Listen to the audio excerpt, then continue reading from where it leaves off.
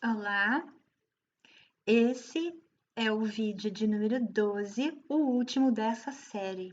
E nesse vídeo, talvez ele fique um pouco mais longo, nós estaremos fechando tudo que foi falado e eu quero amarrar tudo que foi falado com pesquisas científicas que mostram como o que nós pensamos,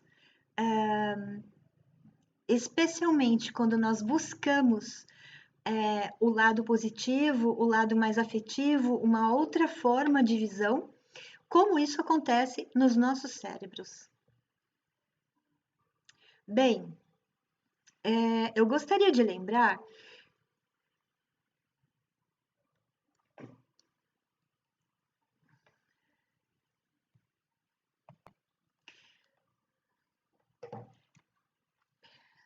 Michael Persinger, cientistas e pesquisadores, né?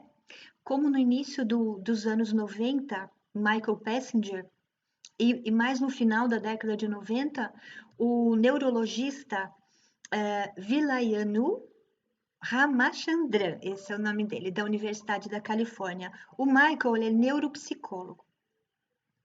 Eles começaram esses estudos relacionados a algo que eles denominaram ponto Deus. Esse ponto era um ponto onde os experimentos utilizando realizados com tomografia de emissão de positrons, né, que é a antipartícula do elétron, elas mostraram que esses experimentos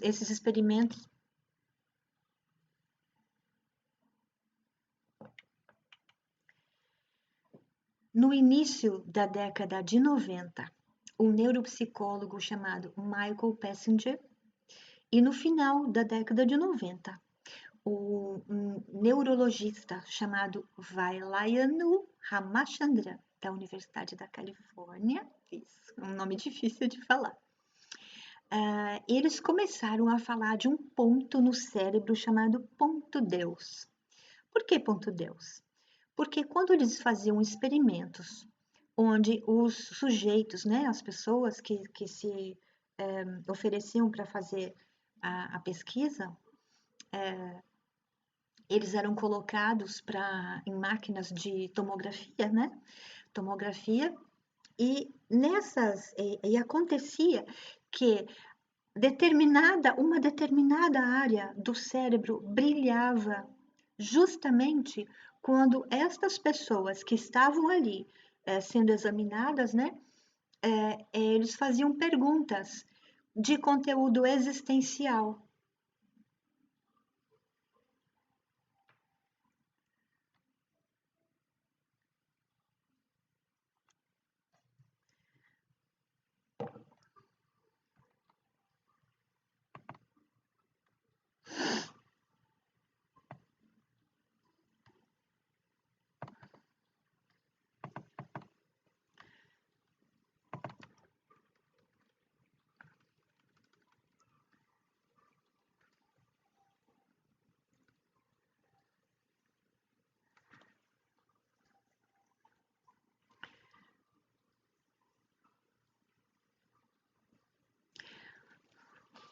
Bom, esse Ramachandran, ele diz que imaginar coisas, sonhar, aspirar coisas, estão relacionadas a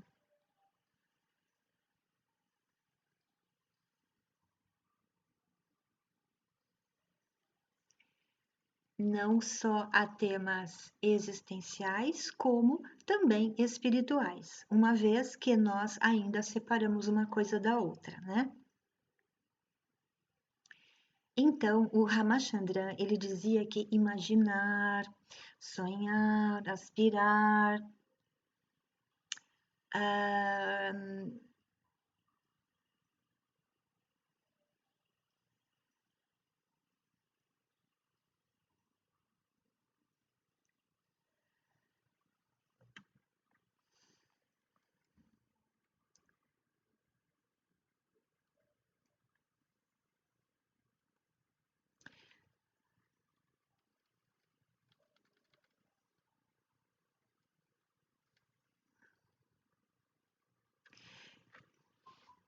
E no início dos anos 2000, Dana Zohar e Ian Marshall são dois cientistas, ela era física e ele da área das neurociências, se eu não me engano, psiquiatra.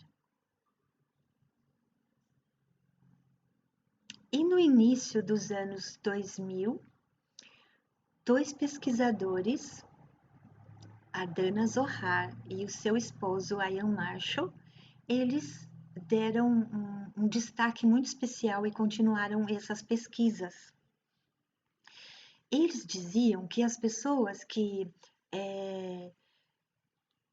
tinham esse QS desenvolvido, porque eles começaram a chamar esse ponto, né, essa capacidade que o ser humano tem de pensar sobre coisas espirituais ou existenciais, de quociente espiritual. Nós já conhecemos o quociente de inteligência, o QI, o quociente emocional, o QE, e agora o QS, que é o quociente espiritual.